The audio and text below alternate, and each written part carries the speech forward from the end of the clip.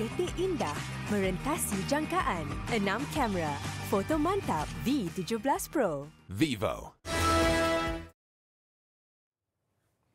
Lebih 5 dekad berlalu, ikhtiar pembeli tanah asal Taman Saujana Masai Johor untuk mendapatkan geran masih belum kesampaian. Kini ditambah pula dengan desas-desus tanah itu telah dijual, penduduk enggan berganjak. Setelah pelbagai daya usaha dilakukan gagal, jalan terakhir yang diharapkan campur tangan kerajaan negeri. Laporan aduan rakyat bersama Juliana Syahrin.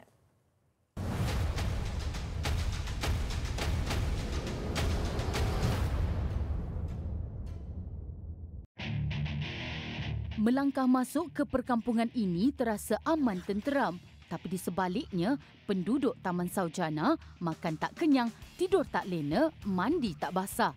Mana tidaknya saban hari memikirkan nasib, bila-bila masa sahaja tanah dibeli lebih 50 tahun lalu bertukar tangan. Dimaklumkan pada 1967, geran asal bernombor 17421 lot 4648 berukuran 64.75 hektar dibahagikan kepada 880 lot untuk dijual.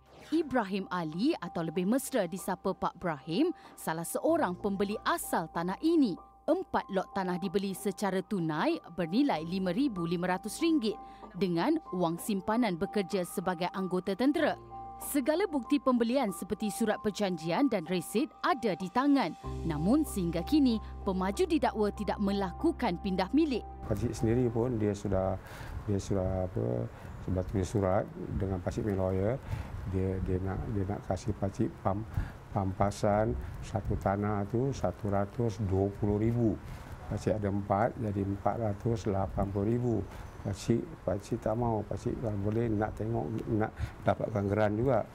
Habis lepas tu kemudiannya lepas 2-3 bulan tu dia tulis surat lagi. Dia cakap dia sanggup nak bikinkan satu tanah yang pakcik pilih mana pakcik mau, dibikinkan banglo. Banglo tu kalau sudah siap jadi nilainya tidak kurang 1 juta. Itu pun pakcik tak mau. Luahnya lebih RM100,000 untuk proses guaman dibelanjakan namun masih tidak menampakkan hasil.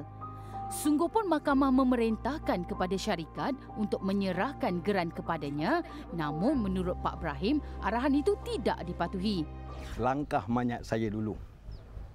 Saya rela. Ini pula reaksi pewaris pembeli tanah Ali Ahmad. Arwah ibunya, Duriwati Abdullah, membeli tanah ini di lot 678 dengan harga RM1,950 pada 1968. Sehingga orang tuanya sudah tiada, geran masih tak kunjung tiba. Bukan tak usaha, beliau yang juga pengerusi jawatan kuasa bertindak Taman Saujana mendakwa berlaku penyelewengan yang mana tanah dijual secara bertindih kepada beberapa syarikat dan individu tanpa pengetahuan pembeli asal. Saya membeli, bukan mencuri. Saya tak menceroboh tanah ni. Bukti jelas. Tetapi kenapa hak kami tak diberi? Kami tidak menuntut pampasan, tetapi kami menuntut geran tanah kami dikembalikan apa cara sekalipun kepada pimpinan negeri Johor yang amat berhormat Menteri Besar Johor. Tolonglah kami. Sampai bila kami nak diseksa? Tambahnya lebih mengecewakan, cukai tanah dibayar setiap tahun namun geran masih atas nama pihak lain. Hassan Abdul Rahman yang kami temui pula berkata, sebagai generasi kedua, beliau wajib mempertahankan tanah dibeli bapanya. Biarpun tidak lagi boleh didiami, namun rumah panggung dibina arwah atuknya ini mempunyai nilai sentimental dan amanah untuk dijaga. Tadi Cik Hassan kata ada tawarkan pampasan. Maksudnya Cik Hassan tetap tak nak? Tak nak. Saya nak generasi kedua takkan sendak. Tumpah darah biar saya kat sini. Cerita dia. Maksudnya nak mempertahankan. Ya, mesti. Saya nak Melayu. Dulu arwah ada pesan lah. Kalau dia pertahankan lah. Nasib sama melanda Azhar Abdul Rahman. Ceritanya, lot-lot tanah Taman Saujana rakus di gadai pemaju, pemilik dihalau, orang luar pula berlumba-lumba membeli lot yang diinginkan. Dari segi undang-undang saja, kita kadang-kadang tidak cukup.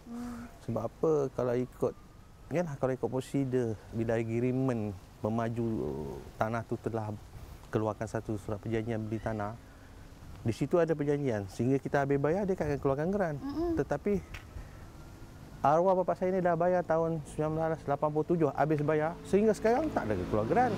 Malah tahun 2000 dia dah keluarkan geran saya tu kepada orang lain iaitu Skogu. Jadi di situ macam kita ni teranyanya lah, tak ada perlindungan, tak ada keadilan lah. Bahkan dakwa mereka, caveat persendirian yang dilakukan bagi melindungi kepentingan hak milik tanah mereka turut dieksploitasi. Pada 2015, salah seorang pembeli yang membuat carian di Pejabat Tanah dan Galian mendapati tanda tangannya dipalsukan bagi permohonan penarikan caveat.